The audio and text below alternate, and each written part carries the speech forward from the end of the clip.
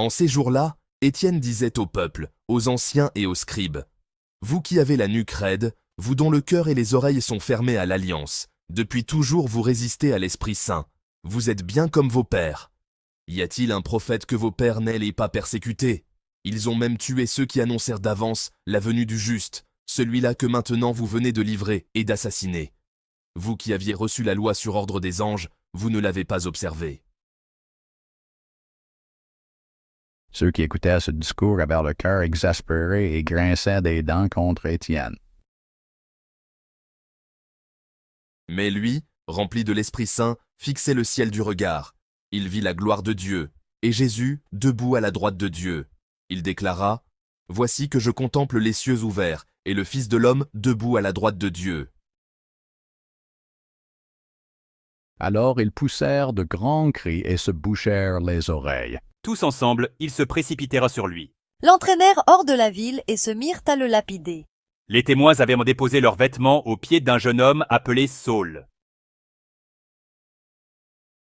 Étienne, pendant qu'on le lapidait, priait ainsi, « Seigneur Jésus, reçois mon esprit. » Puis, se mettant à genoux, il s'écria d'une voix forte, « Seigneur, ne leur compte pas ce péché. » Et après cette parole, il s'endormit dans la mort. Quant à Saul, il approuvait ce meurtre.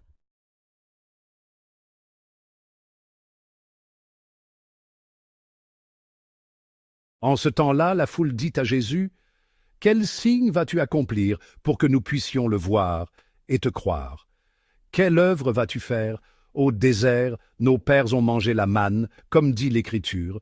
Il leur a donné à manger le pain venu du ciel. » Chou. Jésus leur répondit, « Amen, Amen, je vous le dis. Ce n'est pas Moïse qui vous a donné le pain venu du ciel, c'est mon Père qui vous donne le vrai pain venu du ciel. Car le pain de Dieu, c'est celui qui descend du ciel et qui donne la vie au monde. » Ils lui dirent alors, « Seigneur, donne-nous toujours de ce pain-là. » Jésus leur répondit, « Moi, je suis le pain de la vie. Celui qui vient à moi n'aura jamais faim. Celui qui croit en moi n'aura jamais soif. » Que de un.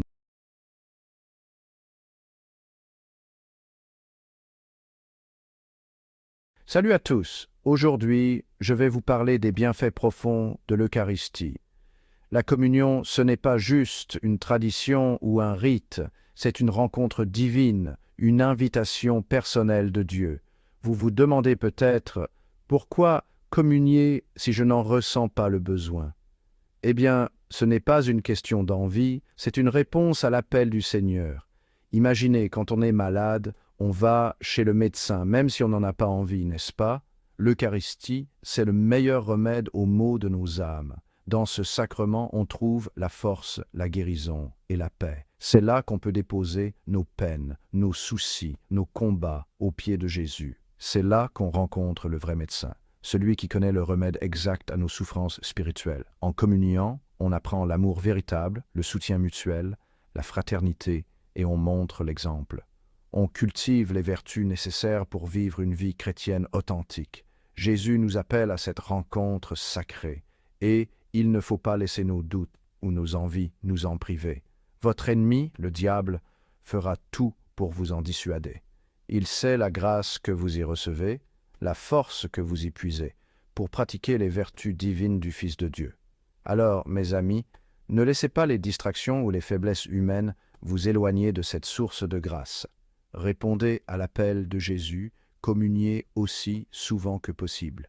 Laissez-vous transformer par cette rencontre divine et permettez à Dieu d'agir en vous, de vous fortifier et de vous guider sur le chemin de la sainteté. Merci d'avoir regardé et que Dieu vous bénisse abondamment.